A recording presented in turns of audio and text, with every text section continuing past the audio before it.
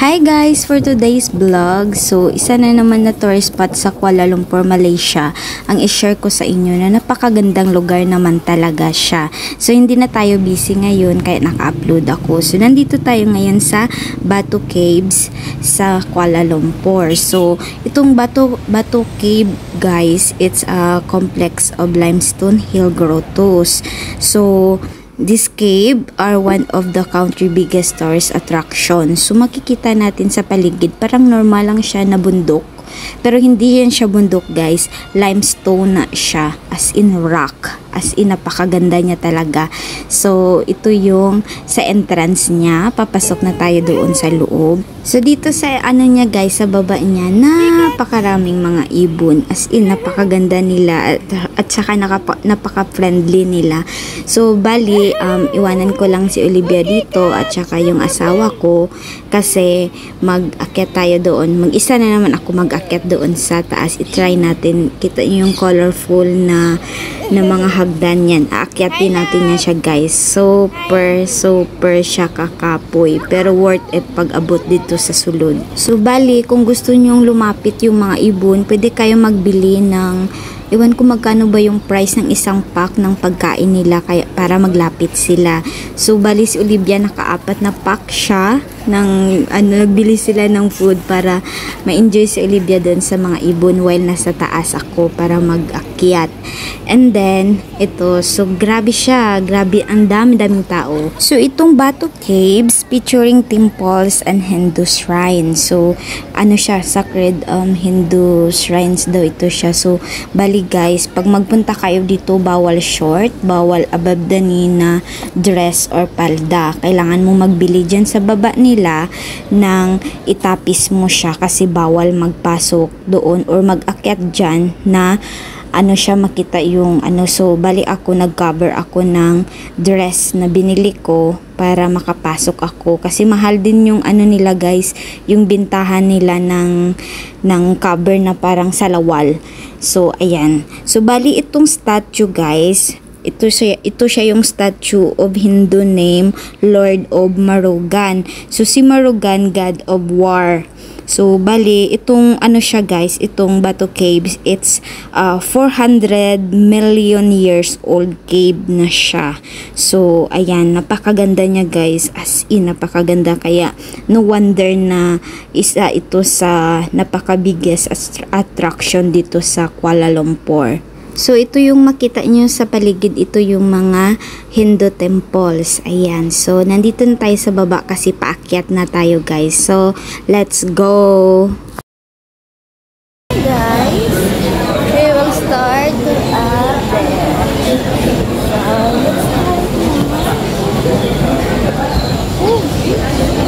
taas.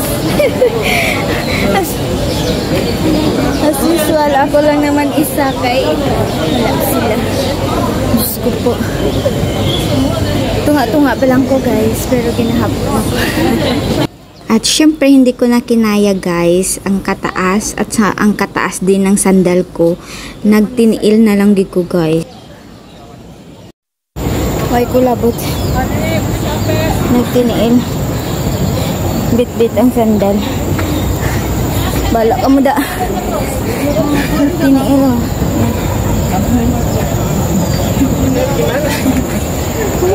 So ayan, wala akong pakialam kahit tinitingnan ako ng mga tao na sa kadami-dami ng umaakyat, ako lang po yung nakapaa. Ayan, o diba proud taga-bukid. Nagtiniil na lang gig ko. At syempre, wag natin biglain guys. Ayan, nagpahinga din tayo konti. Ayan, nakaupo na ako guys. Kay grabe gid siya kakapoy. Init-init pagid kay wala ako sang chanelas. So nakatiniil lang ko. So bali dito sa taas, ayan makita natin yung city ng Kuala Lumpur, yung mga building, napakaganda, super. Meron pa ko sa rakaon guys. Ayoko na sa earth. So ayan, laban pa rin. Ayan, konti na lang, mga ano na lang ito siya, mga 40 steps na lang ito siya. So bali nakita na natin yung kaganda-gandang stone sa paligid. So ayan, napakaganda-ganda talaga guys, super. Kahit napagod, init, kinaya.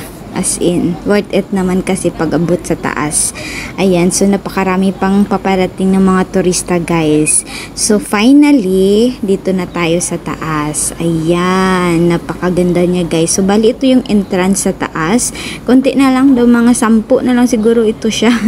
Makaakyat na ako and then ito siya yung makita natin sa taas. As in, parang inukit na parang ano, pero hindi mo naman sinabing inukit kasi natural talaga siya na napakaganda. Ayan, super.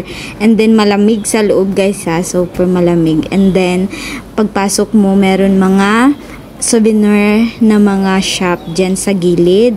And then doon sa dulo may aakyatin tayo ulit para sa napakaganda ng mga view doon sa taas. So bali ito yun, yung hagdanan, and then yung makita yung sa gilid, yan yung mga souvenir shop. Ayan. So dito naman, ayan, napakaganda. May mga butas-butas din naman siya guys, na parang natural siya, na binutas siya na para magkaroon ng parang liwanag sa loob. Ayan, ito yung butas niya. Ayan. So napakaganda, super. Siguro guys, kung marami pa akong oras, gusto ko magstay, mag-relax konti, pero hindi pwede kasi may bata na nag-aantay sa baba. And then kulang pa rin yung time namin kahit 7 days kami dito. So after kasi nito, meron pa kaming isang tourist spot na puntahan para maano natin yung 7 days na makapunta tayo sa iba't ibang mga tourist spot dito. So ayan, napakaganda guys. Ayan, dito tayo. So bali dito sa loob, ayan, meron din siyang temple. So hindi ako nakapasok dyan kasi kailangan siya na walang chanelas, tapos dapat walang phone. Kasi ano siya parang prayer room yan siya, so bawal. So bali itong hagdanan na makita nyo, yun naman yung paakyat sa taas na makikita natin ang napakagandang view din siya, na napakaganda. And then may butas siya. So ito siya yung last na part ng kuweba na makakita tayo doon ng magandang view sa taas. So ito yun siya ang last part niya.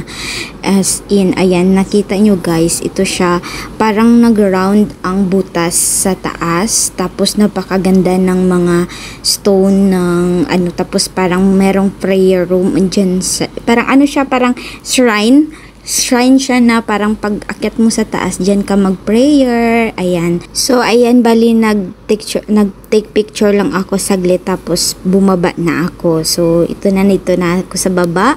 Finish na, naka-survive. So, bali dito sa gilid niya sa baba, ayan, may mga sweets sila na mga pabinta. Ayan, yung mga sweet, pwede kang kumain dyan. And then, yung flower para sa temple. So, bali ito silang dalawa. Ayan, nakaantay. Dito sila umupo habang inaantay ako. So, dito lang muna guys for today's video. Thank you for watching. Bye-bye! But I feel so